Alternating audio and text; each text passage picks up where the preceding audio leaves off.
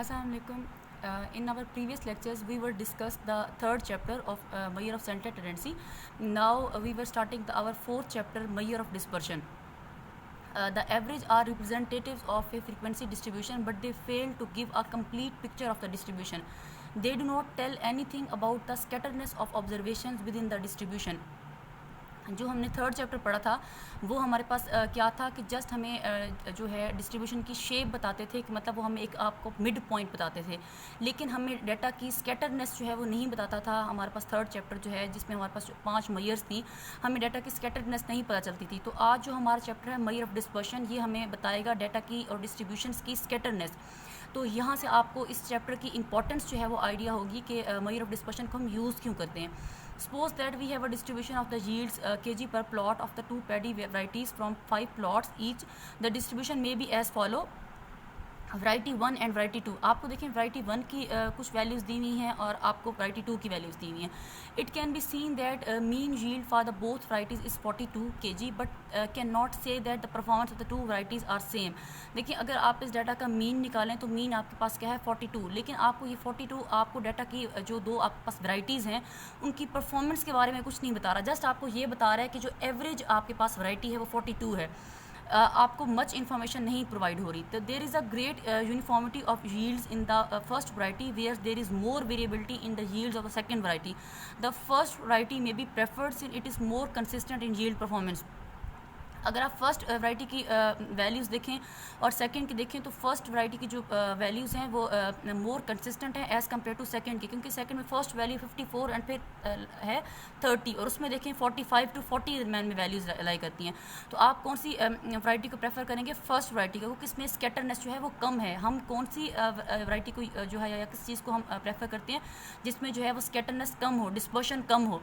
From the above example, it is obvious that the measure of central tendency alone is not sufficient to describe a frequency distribution. In addition to it, we should have a measure of scatteredness of observations. The scatteredness or variation of observations from their averages are called the dispersion. There are different measures of dispersion like range, quartile deviation, mean deviation and standard deviation. तो ये यहाँ से आपको idea हुआ कि just third chapter जो था आपका मेजर ऑफ सेंट्रल टेंडेंसी वो नॉट सफिशेंट है to describe a frequency distribution. आपको फोर्थ चैप्टर जो है मेजर ऑफ डिस्पर्शन ये भी मच मोर इंपॉर्टेंस है। तो इसकी जो मेजर्स हैं इंपॉर्टेंट मेजर, जैसे उसमें आपने पढ़ा था arithmetic mean, geometric mean, harmonic mean, median and mod, तो इसमें भी आप पढ़ेंगे इसकी मेजर्स कौन सी हैं, range, quartile deviation, mean deviation and standard deviation. अब आ जाते हैं हम करेक्टरिस्टिक्स की तरफ। Characteristics of a good major of dispersion. An ideal measure of dispersion is expected to possess the following properties. First, it should be rigidly defined. It should be based on all items. It should not unduly affected by extreme values. It should lend itself for algebraic manipulation. It should be simple to understand and easy to calculate. अगर आप इन जो है वो merits को या characteristics को देखें तो ये ऑलमोस्ट वही हैं जो आपने थर्ड चैप्टर में आप किसी भी मेजर के जो मेरिट्स पढ़ते थे, ये वही हैं। तो इसके साथ सबसे पहले हम जो फर्स्ट हमारे पास मेजर है जो हमने पढ़नी है वो है हमारे पास रेंज। रेंज देखें, आपको सिंपली पता है रेंज आप कैसे निकालते हैं। रेंज का सिंपलेस्ट फार्मूला है maximum value minus minimum value. मतलब आपके पास डाटा में जो मैक्सिमम वैल्यू होगी वो माइनस जो डाटा की मिनिमम वैल्यू होगी आप वो लिखेंगे और आप क्वेश्चन को सॉल्व कर लेंगे। तो this is the simplest possible measure of dispersion and is defined as the difference between the largest and smallest value of the variable.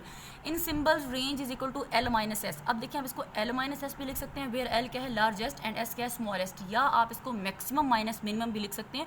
ये कोई इशू नहीं है, आप जो मर्जी सिंबल यूज़ कर लें।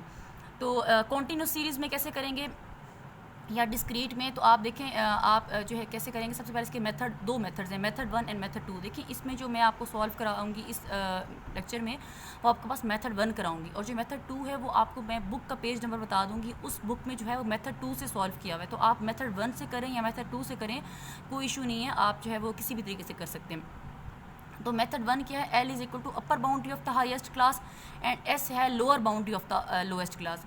और मेथड 2 में क्या है, एल क्या है mid value of the highest class and S क्या है mid value of the lowest class. के मतलब या आप जस्ट सिंपल अपर बाउंड्री को और लोअर बाउंड्री को माइनस कर दें तो आपके पास रेंज आ जाएगी, या दूसरा तरीकाकार ये है कि आप मिड वैल्यू निकालें, पहले एक थर्ड कॉलम बनाएं, फिर आप mid value of the highest class और mid value of the lowest class कर लें, तो इस तरीके से आप निकालें। तो ये आप पे डिपेंड करेगा कि आप किस तरीके से करते हैं।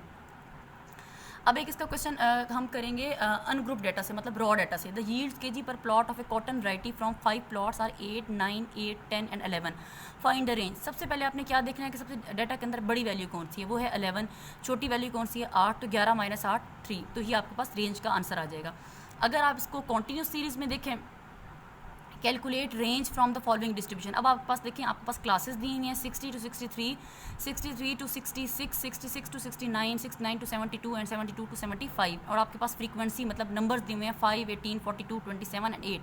अब मैं आपको मेथड 1 के लिहाज से सॉल्व करा रही हूँ। मेथड 1 में अगर आप उसको गौर से देखें तो जो आपके पास ये 60 है, ये आपके पास क्या है, एल मतलब lower boundary of the first class, और ये आपके पास जो 75 है वो है आपके पास upper boundary of the highest class, मतलब lower boundary of the first class and जो है upper boundary of the highest class. इनको आप माइनस करें, मतलब 75 माइनस 60 करें तो आपके पास आंसर आ जाएगा 15, जो कि यहाँ पे सॉल्व किया हुआ है। ये देखें, एल क्या है, upper boundary of the highest class and lower boundary of the lowest class 60, तो एल माइनस है 75 माइनस 60 15।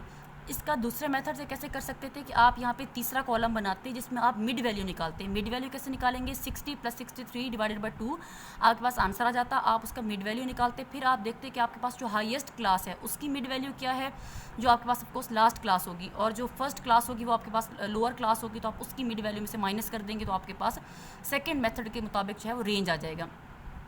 अब इसके मेरिट्स एंड डीमेरिट्स की तरफ चलते हैं। मेरिट्स इसके क्या हैं, it is simple to understand, easy to calculate in certain types of problems like quality control, weather forecast, share price analysis etc. range is most widely used। तो ये range के यहाँ पे यूजेस भी आ गए हैं। तो डीमेरिट्स क्या है, it is very much affected by extreme items, कि ये जो है अगर आपके पास डाटा में कोई भी बड़ी वैल्यू आती है तो रेंज जो है वो मोस्ट इफेक्ट होती है।